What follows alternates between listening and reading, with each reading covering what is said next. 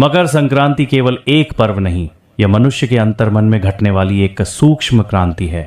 यह वह क्षण है जब सूर्य अपनी दक्षिणायन यात्रा समाप्त कर उत्तरायण होता है, अर्थात अंधकार से प्रकाश की ओर, जड़ता से चेतना की ओर।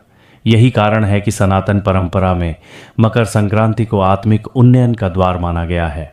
इस पर्व में पतंग उड़ाने की परंपरा को प्रायः लोग खेल या मनोरंजन समझ लेते हैं, परंतु इसके पीछे छिपा आध्यात्मिक, दार्शनिक और मनोवैज्ञानिक अर्थ अत्यंत गहरा है।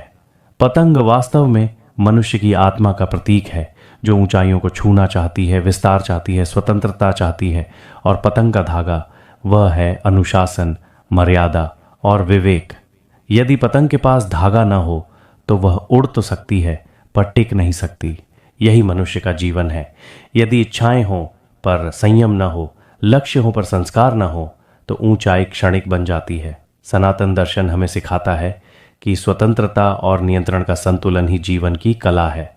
मकर संक्रांति के दिन खुले आकाश में पतंग उड़ाना मनोविज्ञान की दृष्टि से भी अत्यंत प्रभावी है। जब मनुष्य अपनी दृष्टि ऊपर उठाकर आकाश की ओर देखता है तो उसका अवचेतन मन सीमाओं से बाहर सोचने लगता है।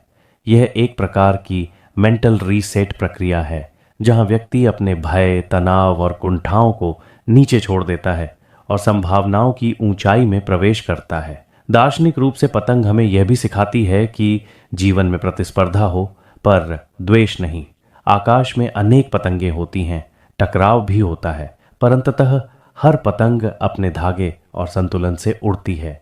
यही जीवन का सत्य है। दूसरों को काटकर नहीं, स्वयं को साधकर ऊंचा उठा जाता है। आध्यात्मिक स्तर पर मकर संक्रांति यह संकेत देती है कि अब आत्मा का सूर्य उत्तरायण हो। अब विचारों में पवित्रता आए, भावनाओं में मधुरता आए और कर्मों में सात्विकता आए।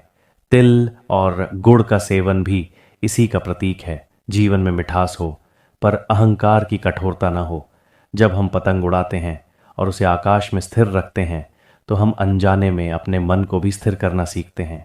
यह एक ध्यानात्मक प्रक्रिया है, जहां हाथ, आंख, मन और श्वास एक लय में आ जाते हैं।